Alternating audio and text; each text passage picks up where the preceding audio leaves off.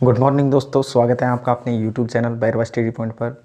Guys, आज हम जो पिछले जो सवाल बच गए थे, यानी कि 1 से 5 तक अपन पिछली क्लास में कर लिए थे, 5 से 10 तक के सवालों को आज करने वाले हैं। आप वीडियो को देखते रहिए। छठा सवाल है यहाँ पर दे रखा है, एक व्यापारी 12% छूट के साथ 13,560 में मोबाइल फ़ोन सेट बेचा और 21.8% लाभ लिया। यदि कोई छूट नहीं दी जाती है तो उसके लाभ का प्रतिशत क्या होगा।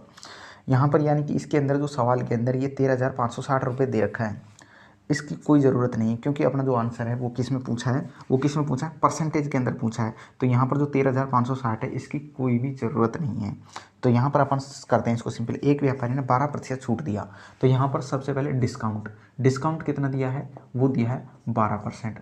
12% मैं इसको ऐसा लिख सकता हूँ, इसको हटा करके, ठीक है।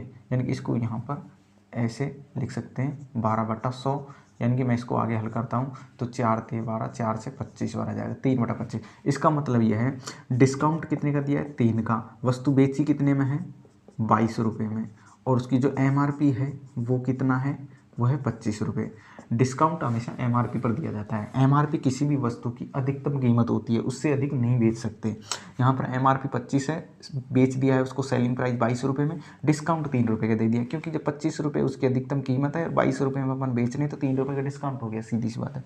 तो यहाँ पर डिस्काउंट हो गया। इसके बाद में क्या कह रहा है ये, यहाँ पर कह रहा है 21.8% लाभ और लेता है वो। चलो ठीक है, प्रॉफिट कितना ले रहा है वो, प्रॉफिट ले रहा है 21.8%। मैं इसको आगे हल करूँगा, 21.8/100। यहाँ पर इस जीरो को पॉइंट को हटाएंगे, जीरो लगा देंगे, इसको काटेंगे तो यहाँ पर 109, 218 में 2 का भाग दे देंगे तो 109, और इधर 500 आ जाएगा। अब इसका मतलब क्या है, इसका जब प्रॉफिट होता है वो हमेशा कॉस्ट प्राइस पर होता है, तो यहाँ पर कॉस्ट प्राइस ये हो गया, ये प्रॉफिट हो गया।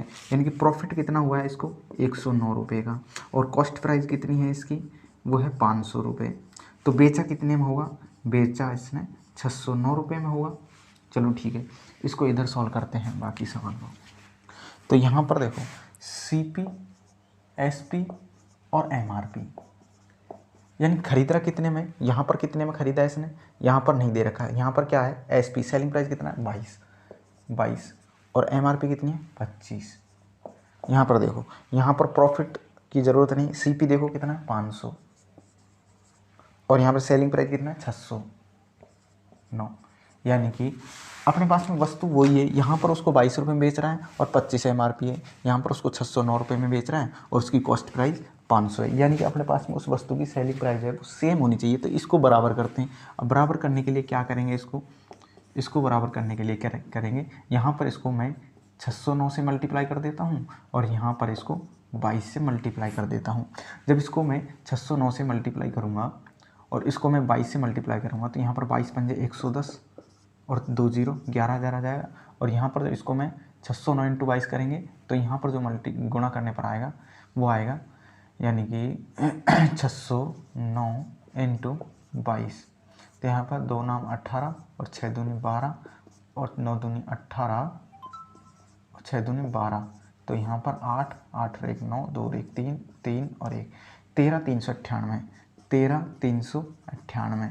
और यहाँ पर जो आएगा वो आएगा 25 90 225, और यहाँ पर 0 0 और 25 की 150, 25 की 150, 5 2 2 5 1, 15,225। यहाँ पर आ जाएगा 15,225। यानी कि उस वस्तु को अपन कितने में खरीद रहे हैं, उस वस्तु को अपन खरीद रहे हैं 11,000 रुपये में, बेच रहे हैं 13,398 रुपये में, और उसकी जो MRP है वो है 15,225, क्योंकि 15,000 उसकी अधिकतम कीमत होती है। उस किसी भी वस्तु की अधिकतम कीमत MRP कहलाती है। तो यहाँ पर 15,225 इसकी MRP आ गई और 13,398 इसको बेच दिया। अब क्या करने वाले हैं अपन, यानी कि अगर उस वस्तु पर डिस्काउंट नहीं दिया होता, क्वेश्चन क्या कह रहा है, अगर यदि कोई छूट नहीं दी जाती तो उसके लाभ का प्रतिशत क्या होगा। अभी यहाँ पर वो 13,398 रुपये का बेच रहा है, लेकिन अगर छूट नहीं देता, ये तो छूट देने के बाद में छूट नहीं देता तो MRP पर बेचता, तो MRP पे बेचेगा तो कितना प्रतिशत का लाभ हुआ, तो देखते हैं कितना प्रतिशत का लाभ हो रहा है। यहाँ पर देखेंगे 11,000 रुपये की खरीद रहा है, 15,225 की बेच रहा है, तो 15,225 में से 11,000 घटा देंगे तो कितना आ जाएगा, 5 2 2 5 में से घटा 4, यानी कि 4,225 रुपये का उसको प्रॉफिट हो गया। अब वह 4,225 जो है ये कॉस्ट प्राइस यानी कि 11,000 का कितना प्रतिशत है। काटेंगे और इसको हल करेंगे। हल करने के बाद में जब इसमें 11 का भाग देंगे यानी कि 42 25 में जब मैं 11 का भाग देता हूँ तो 11 33 और यहाँ पर कितना बच गया, 9 बच गया, 92 हो गया, 11 × 88। अब ऑप्शन में देखो यहाँ पर जो ऑप्शन में आ रहा है वो आ रहा है 38, यानी कि यहाँ पर 38 आ रहा है। तो 38 ऑप्शन में एक ही आ रहा है 38.40। तो यहाँ पर इसका जो आंसर आएगा वो 38.40 ही आएगा मेरे हिसाब से। तो यहाँ पर 38.40 इसका आंसर हो जाएगा। 38.40% उसका प्रॉफिट होगा। चलो ठीक है, नेक्स्ट सवाल करते हैं। नेक्स्ट सवाल है सातवां सवाल हल करते हैं। यानी कि यदि 10 वस्तुओं की लागत कीमत यानी कि कॉस्ट प्राइस बराबर किसके बराबर दे रखी है, 7 वस्तुओं के विक्रय मूल्य के बराबर है, 7 वस्तुओं के सेलिंग प्राइस के बराबर है। अब यहाँ पर क्या करेंगे, CP/SP बराबर 7/10। इसका मतलब ये हुआ यानी कि वस्तु को खरीद रहा है 7 रुपये में और वस्तु को बेच रहा है 10 रुपये में।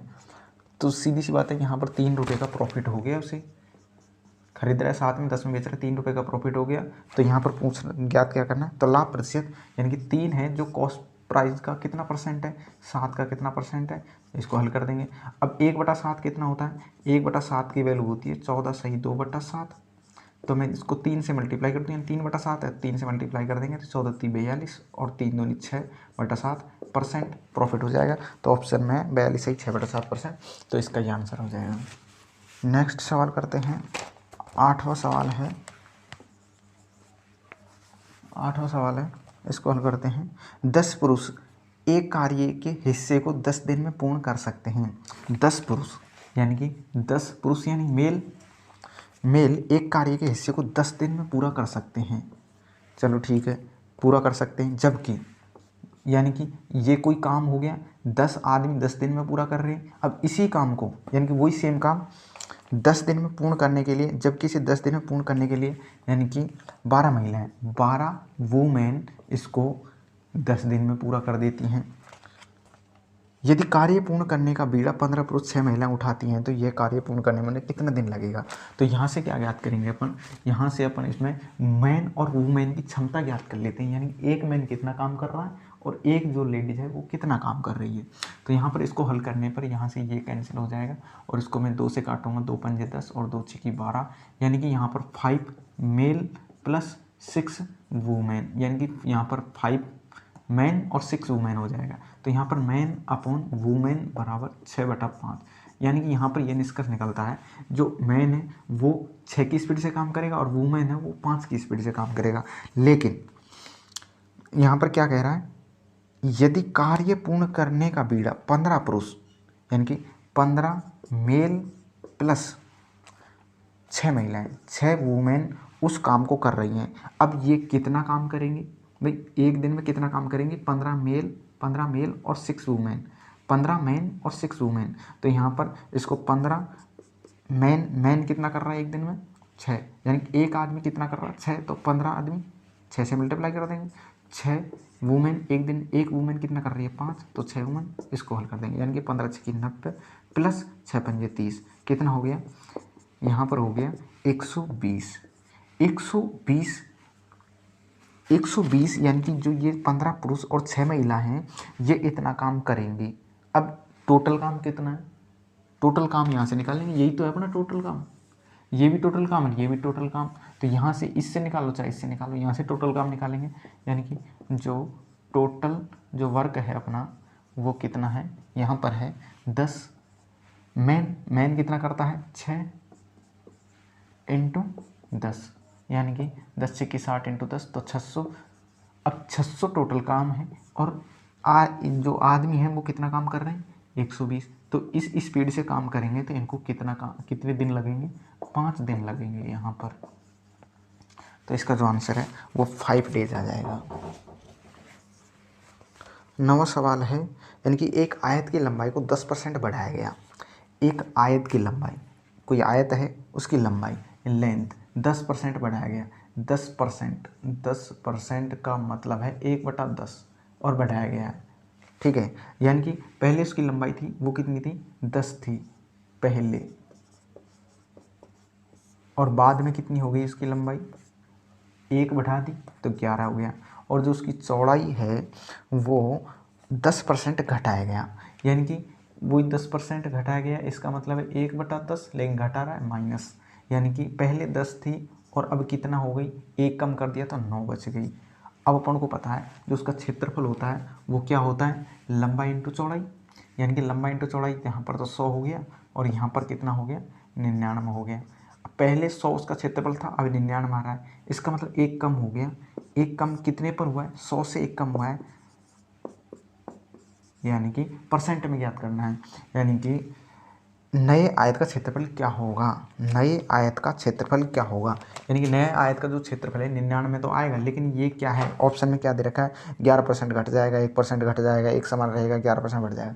तो यहाँ पर देखेंगे भाई 1 कम हो रहा है 100 से, तो 100 इंटू परसेंट में ज्ञात करना है, तो 100 से 100 कट जाएगा, तो 1% क्या हो जाएगा, कम हो जाएगा, ठीक है। नेक्स्ट सवाल है, यदि केले की कीमत को 20% घटाया जाता है, उसी राशि में 10 रुपये में 5 केले अधिक खरीदे जा सकते हैं, एक केले की प्रारंभिक कीमत क्या थी। यदि केले की कीमत 20% घटाया जाता है, तो यहाँ पर जो 10वां सवाल है उसको हल करते हैं। यानी कि यदि केले की कीमत, यानी पहले 100 रुपये केले थे, 100 रुपये के भाव से केले बिक रहे थे, अब 20% उसकी कीमत कम होगी, अब यानी कि वो 80 रुपये किलो है, यानी कि उसकी जो कीमत है 20% कम होगी, लेकिन उसी राशि में, यानी कि उसी राशि में 10 रुपये में 5 केले अधिक खरीदे जा सकते हैं। यानी कि अगर ये भाव यानी कि उसी जगह पहुंच जाए, यानी उसका भाव है तो वापस 100 हो जाए, तो कितने की वृद्धि करनी पड़ेगी इसमें, यानी कि इसमें 20 की वृद्धि करनी पड़ेगी और 80 पर करनी पड़ेगी। तो यहाँ पर इसका जो निकलेगा वो आएगा 1/4, 0 से 0 कट जाएगा, 2/4 को 2/8 को 1/4 लिख देंगे, 1/4। अब इसको यानी कि ये है एक तरीके से, यहाँ पर 4 है जो इसकी वास्तविक खपत, मतलब इतना यूज में ले रही है वो। यहाँ पर यदि केले की कीमत 20% घटाया जाता है, उसी राशि में 10 में 5 केले अधिक खरीदे जा सकते हैं। अब यहाँ पर कितने केले अधिक खरीदे जा रहे हैं, 1 केला अधिक खरीदा जा रहा है, और यहाँ पर क्या कह रहा है, 5 केले अधिक खरीदे जा सकते हैं, यानी कि ये 1 5 के बराबर है। यानी कि क्या करेंगे, यानी कि एक फॉर्मूला चलता है, यानी कि जो अर्थमेटिक है उसके अंदर क्या है, जो दिया गया है उससे related value, RELATED, related value into जो पूछा है। ये कोई फॉर्मूला नहीं है, ये अर्थमेटिक के अंदर जो संख्याएं होती हैं उनको जमाने का सिस्टम है, वैसे कोई फॉर्मूला नहीं है। लेकिन भाई संख्याएं जमेंगी कैसे, तो उसका एक फॉर्मूला बना दी, भाई ऐसी संख्याएं जमाते हैं, यानी कि जो दिया गया है। अब ये फॉर्मूला अभी मैं समझा नहीं रहा पूरी तरीके से, यानी कि जब भी मैं ऐसे कोई प्रश्नावली सॉल्व करवाऊंगा तो उस टाइम पे यानी कि एक एक सवाल को बढ़िया तरीके से अच्छे तरीके से समझेंगे। तो यहाँ पर अभी सिर्फ इतना ही जान लें कि यहाँ पर एक सवाल, यानी कि इस सवाल है उसके अंदर ये थोड़ा सा फॉर्मूला का यूज होगा, अगर नहीं भी यूज करते हैं तो भी हो जाता है, ऐसी कोई दिक्कत नहीं। यानी कि क्या करना है, जो दिया गया है उससे रिलेटेड वैल्यू इनटू जो पूछा है, यानी कि जो दिया गया है, दिया गया क्या होता है, जो सवाल के अंदर दिया जाता है। और सवाल के अंदर तो देखो परसेंट भी दिया गया है, 10 रुपये भी दिया गया है, पता नहीं क्या क्या दिया गया है, लेकिन यहाँ पर इस सवाल के अंदर जो परसेंट चीज़ होती है उसको नहीं मानते हैं, बाकी उसके अलावा रुपये हैं, संख्या है, किसी चीज़ उसको मानते हैं, दिया गया है। तो यहाँ पर देखेंगे यानी कि इसमें 5 केले हैं, उसको अपन मानेंगे दिया गया, यानी कि जब आप भी 1-2 बार सवाल करेंगे तो उसमें आपको समझ में आ जाता है कि भाई कौन सी चीज़ दी गई है, कौन सी उससे रिलेटेड है और क्या ज्ञात करना है, क्या पूछा है, ठीक है।